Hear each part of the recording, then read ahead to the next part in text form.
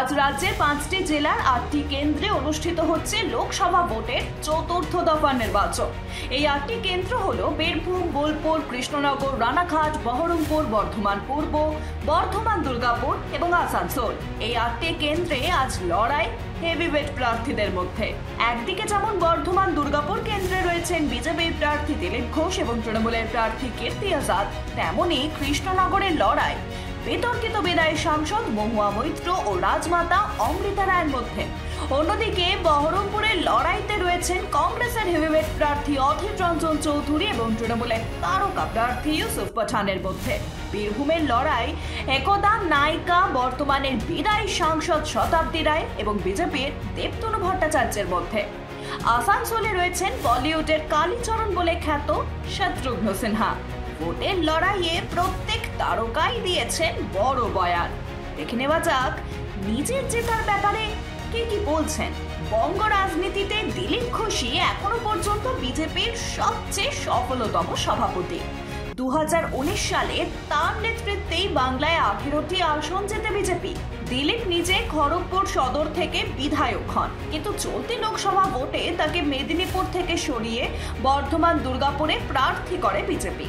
বারে বারেই দিলীপ বলে এসেছেন, আমি রাজনীতির কোনো বোঝা আমার ঘাড়ে চাপাইনি, রাজনীতি থেকে কোনো রোগ নিইনি আমি। কেন্দ্র বদল হওয়া নিয়ে দিলীপ ঘোষ বলেন, যার রাজনীতিতে কোনো বাদ বিচার নেই, যার কোনো আপনপন নেই, সে সব জায়গায় সমান লড়াই করতে পারে, মানুষ তাকে স্বীকার করে। ফলে যেদিন আমি প্রথম আমার কেন্দ্রে পা দিয়েছিলাম, হাজার হাজার মানুষ আমাকে স্বাগত জানাতে তৈরি ছিল। তিনি আরো বলেন, আমি আমার স্টাইলে খেলি, বাকিরা স্কোর করতে না পারলে আমি ম্যান অফ দ্য ম্যাচ হব।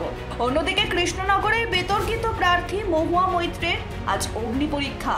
এবারে তিনি কৃষ্ণনগর থেকে তৃণমূলের প্রার্থী হয়েছেন। বারবার বিতর্কের কেন্দ্রে থেকেছেন মহুয়া মৈত্র। সম্প্রতি একটি সংবাদ মাধ্যমে দেওয়া ইন্টারভিউতে মহুয়া মৈত্র বলেছেন, ভারতবর্ষের গণতন্ত্রকে বিজেপি পিষে ধ্বংস করে দিয়েছে। ওরা বিরোধীদের কণ্ঠরোধ করছে। এখন এই ভোটটা ওরা এজেন্সি দিয়ে চালাচ্ছে। ওরা যেটা করতে চায় করবে, কিন্তু একটা কথাই সার কথা, ভোটের বাক্সে মানুষ সবার ঊর্ধ্বে।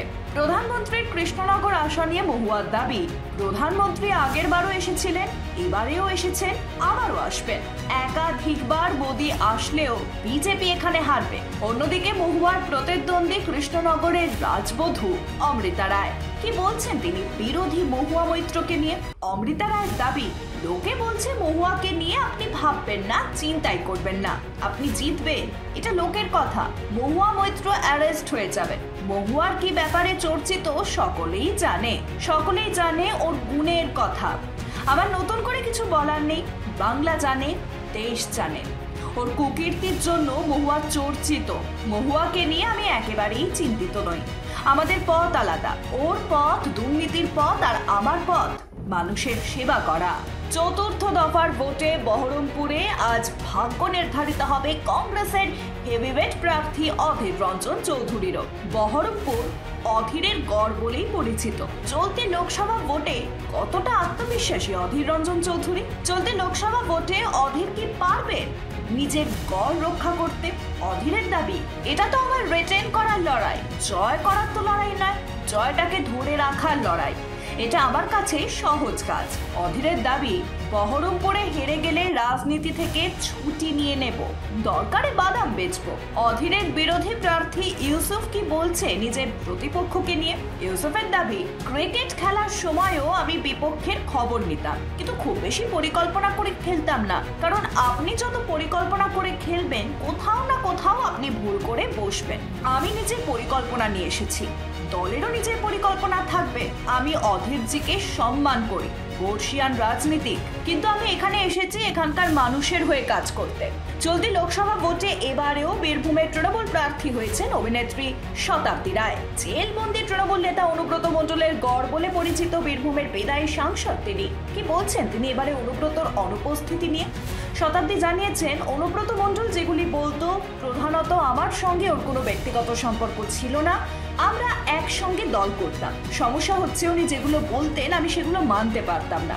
মনে হতো ও এমন কথা বলে, এমন ভাষা বলে যে আমার জন্য খুবই অসুবিধাজনক। প্রথম যখন রাজনীতিতে আসি তখন আরো অসুবিধে হতো। আমি কোনোদিন বিরোধীদের সম্পর্কে এমন উক্তি করিনি। আমার কাছে খুব অস্বাভাবিক লাগতো এমন কথা, এমন ভাষা। কিন্তু সাংবাদিকরা ওনাকে এই কথাগুলো বলিয়ে বলিয়ে টিআরপি হাই করতো। ফলেও জানতো এগুলো বললেই অনুব্রত হয়ে ওঠা যাবে। Bureau report, Pritam Bangla.